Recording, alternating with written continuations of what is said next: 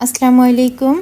আজকে একদম হেলদি এবং ঘরে থাকা অল্প কিছু উপকরণ দিয়ে একটি ডায়েট সালাদ শেয়ার করে দেখাবো।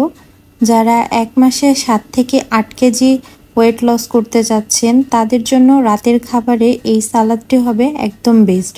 তো চলুন শুরু করা যাক।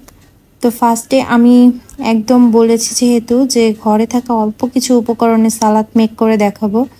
তো আমি এখানে একটা গাজরের হাফ আমি একটু জুলিয়ান কাট করে কেটে রেখেছি, একটা সিদ্ধ ডিম আর একটা শসা আমি কেটে নিয়েছি, আর নিয়েছি এখানে সামান্য পরিমাণ রসুন কুচি।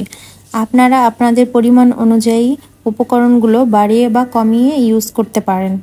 তো আমি ফার্স্টে একটা বাটিতে রসুনগুলো দিয়ে দিয়েছি, তারপর আমি এখানে দিয়েছি 1 টেবিল চামচ পরিমাণের মতো ডায়েট টমেটো সস।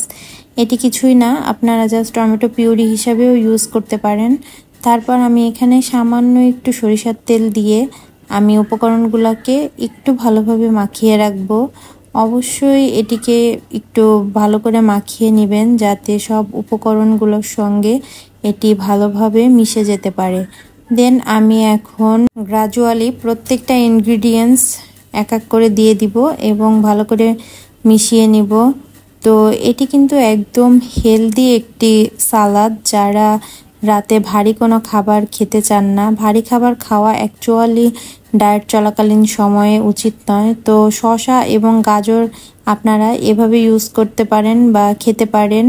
যদি ডিম আপনাদের এমনি খেতে ভালো না লাগে তাহলে এরকম সালাদ বানিয়ে খেলে কিন্তু অনায়াসে ডিমটাও খাওয়া হয়ে যাবে। সাথে আপনি টমেটো এবং গাজরও ইউজ করতে পারেন। এভাবে আপনারা যদি কন্টিনিউ করতে থাকেন 1 মাসে 7 থেকে 8 কেজি ওয়েট লস করা সম্ভব। অবশ্যই এর পাশাপাশি আপনাকে দৈনিক অন্তত পক্ষে 30 মিনিটের মতো হাঁটতে হবে এবং আমার ফুল ডায়েট রেসিপি বা ডায়েট চার্ট যদি আপনারা চান তাহলে আমি আপনাদের সঙ্গে শেয়ার করতে পারি। যদি আপনারা চান তাহলে অবশ্যই কমেন্ট বক্সে জানাবেন। এভাবে একটু মেনটেন করলে কিন্তু আপনারা 1 মাসে অবশ্যই অনেকখানি ওয়েট লস করতে পারেন।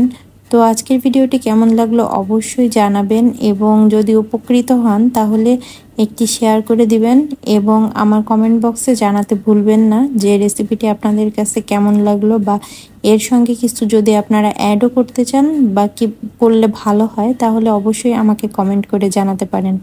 ধন্যবাদ সবাইকে।